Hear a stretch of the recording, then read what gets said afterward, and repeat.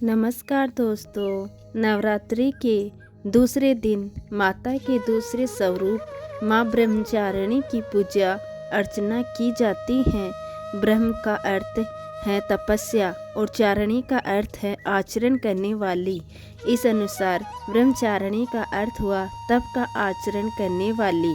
माता ब्रह्मचारिणी ने भगवान शिव शंकर को पति के रूप में प्राप्त करने के लिए घोर तपस्या करी थी।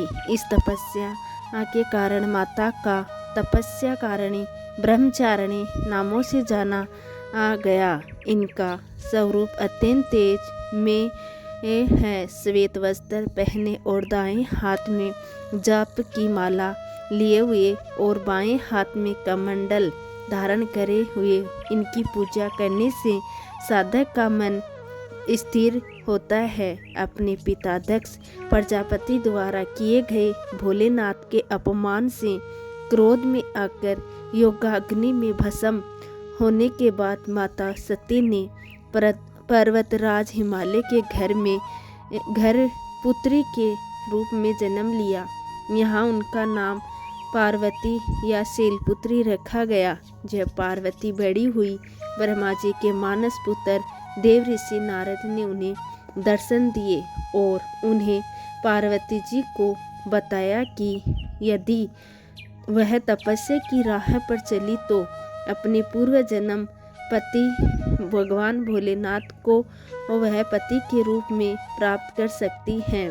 नारद मुनि के उपदेशानुसार भोलेनाथ को पति के रूप में प्राप्त करने के लिए पार्वती जी ने घोर तपस्या करी। उन्होंने 1000 सालों तक केवल फल और फूल खाकर तपस्या करी।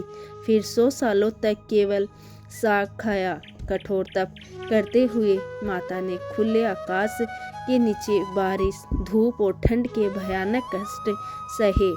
इतनी कठोर तपस्या करने के बाद 3000 सालों तक धरती पर गिरे हुए बेल पत्रों को खाकर भोलेनाथ की पूजा अर्चना की।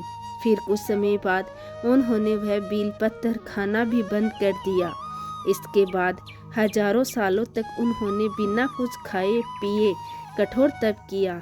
इस तपस्या के कारण देवी का शरीर दुबला पतला और क्षीण हो गया।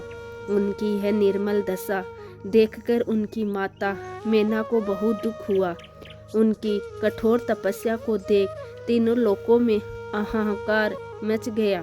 सभी देवता, ऋषि और पुण्य आत्माएं माता जी की तपस्या से प्रशंसा करने लगे और अंत में देवी तब से प्रसन्न होकर ब्रह्मा जी ने उनके समक्ष प्रकट हुए और उनसे पूछने लगे कि हे देवी, आज तक किसी ने भी कठोर तपस्या नहीं करी।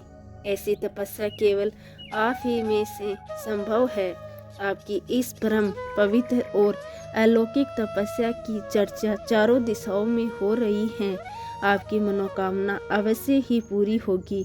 आपका विवाह भगवान शिव शंकर से ही होगा और वहीं आपको पति रूप में प्राप्त होंगे। अब आप इस तपस्या को खत्म करें और अपने घर लौट जाएं।